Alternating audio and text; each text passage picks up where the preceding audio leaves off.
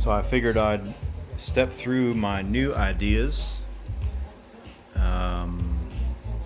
The DI system, direct injection system on these engines.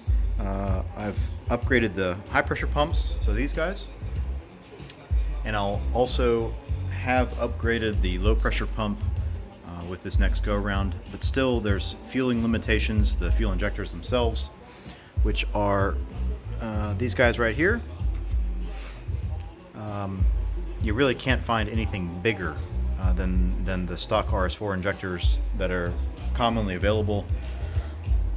So you end up running into some fueling limitations when you want to push somewhere in north of 800 or 900 horse at the crank.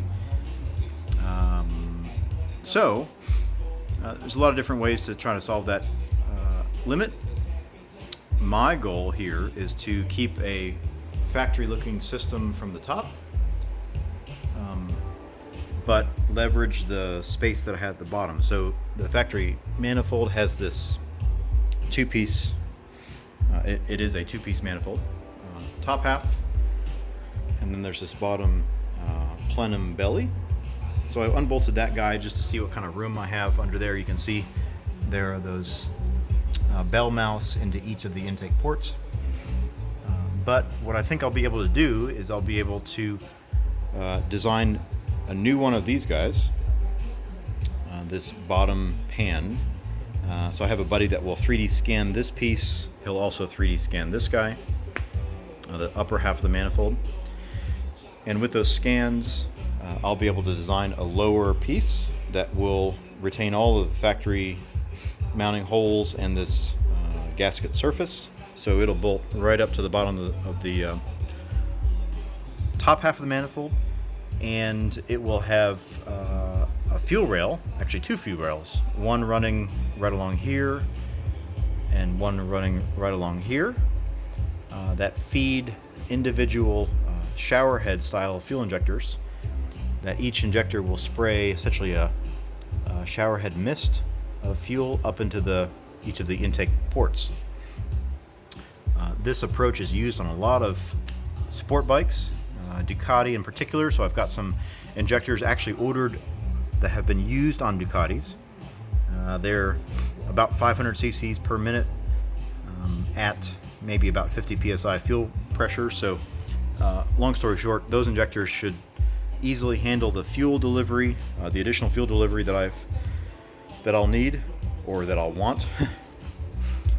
It will also provide some nice cleaning action. So the DI engines, of course, like many, suffer from carbon buildup along the intake ports and on the intake valves.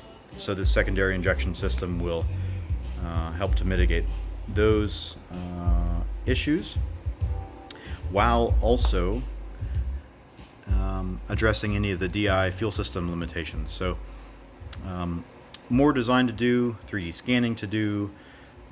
Fuel injector control is something I've got a few ideas about how to execute, but the goal there is to make all of this seamless, maintain or keep the factory MED 9.1 engine management on the RS4,